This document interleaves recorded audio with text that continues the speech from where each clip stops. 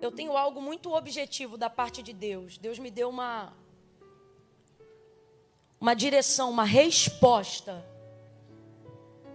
Porque na maior parte das vezes que viemos adorar o Senhor, queremos de Deus uma resposta. Não porque Ele tem a obrigação de dar, não é um pedido impositivo, mas é uma necessidade até para não errarmos, para continuarmos agradando Ele, para termos certeza de que estamos no caminho certo, fazendo a coisa certa, sobretudo quando nós passamos a entender que tudo que temos na nossa vida e que tem dado certo é obra e graça de Deus. Então não queremos caminhar sem essa presença, não queremos caminhar sem o seu conselho, não queremos caminhar sem sermos guiados pelo som da sua voz. Às vezes entramos em dilemas profundos, pela dificuldade de reconhecer se é a nossa vontade, se é a vontade de Deus, se é o uso da nossa razão, da nossa consciência, e se na verdade Deus quer uma ação de fé.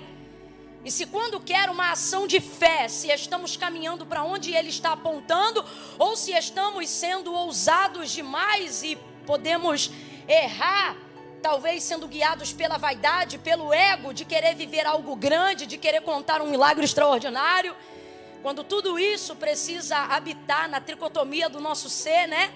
Carne, alma, espírito. É difícil fazer com que os três estejam o tempo todo em harmonia. Então essas dúvidas deixam a gente atordoado, deixam a gente com a mente confusa, deixam a gente angustiado. Alguns aqui lutam contra crise de ansiedade, síndrome do pânico, gastrite nervosa. Alguns aqui estão perdendo cabelo, perdendo tempo, perdendo dias, porque querem fazer e têm até disposição para fazer, mas estão aguardando de Deus um aval. E não que seja bom estarmos paralisados, mas melhor do que tomar um caminho errado é decidir andar para onde Deus quer.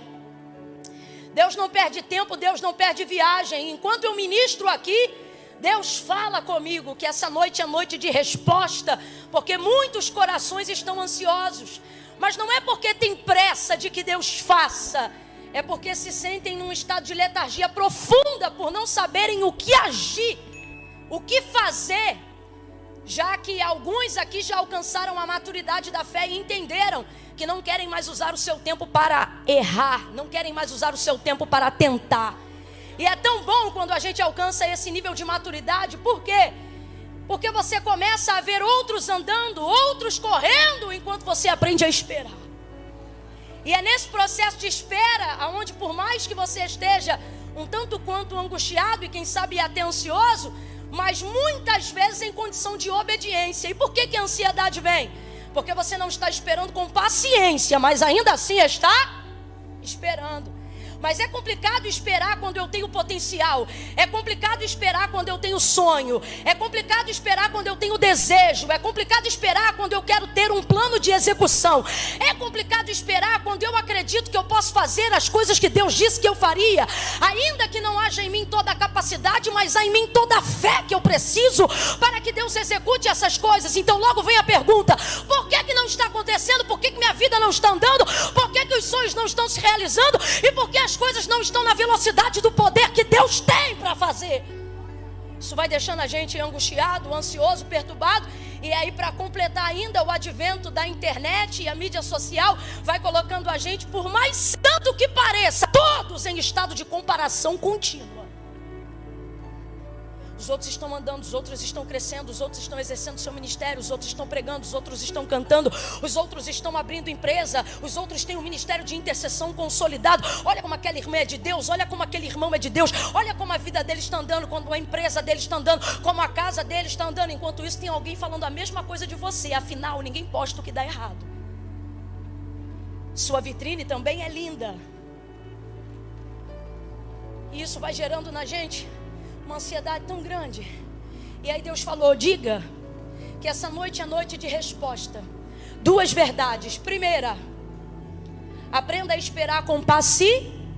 Mas o fato de não ter paciência, todavia ainda assim esperar, coloca você em posição de vantagem, porque é melhor esperar a hora que Deus quer fazer do que meter a mão aonde você não está preparado ainda para meter, do que entrar aonde você ainda não deveria entrar. Por isso o profeta Isaías, ele vai resumir, né? A Bíblia é tão maravilhosa, gente. A Bíblia verdadeiramente, ela está acima do kairós, do tempo do homem. Ele vai dizer com tanta propriedade: os jovens se cansarão, os mancebos certamente cairão. Vamos traduzir?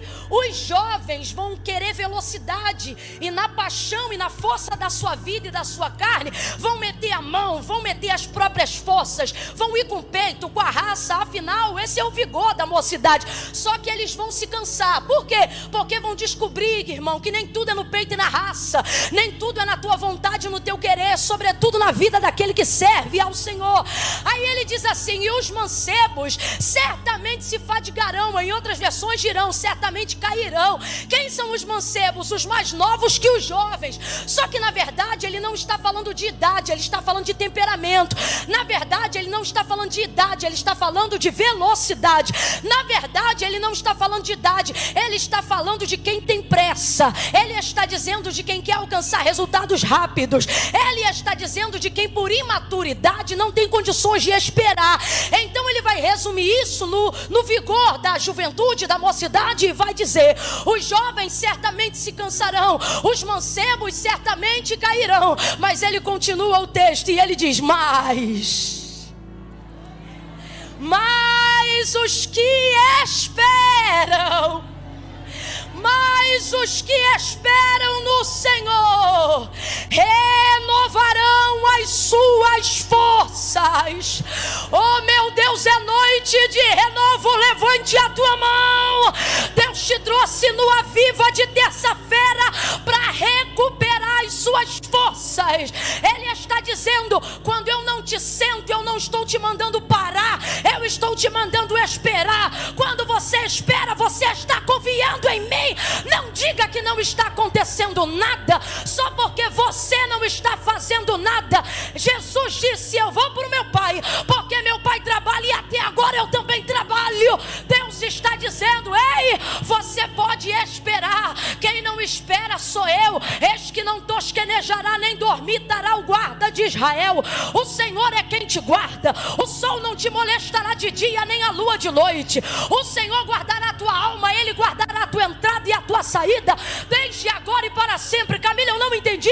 Vai entender agora. Deus está dizendo: você pode descansar. Quem não descansa sou eu. Eu sou ancião de dias, Pai da eternidade. João, quando tem a revelação do Cristo glorificado no Apocalipse, ele tem a alusão de um Deus que não tem pálpebras. Jeremias olha para ele e diz: seus olhos são como chama de fogo. Isaías o vê e também diz: olhos como chama de fogo.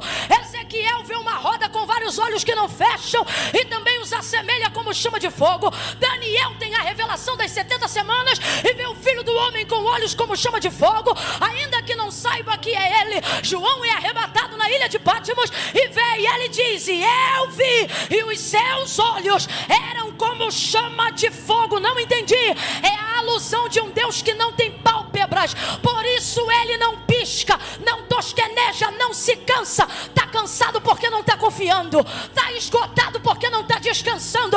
Deus está dizendo: eu cumpro o meu plantão direitinho.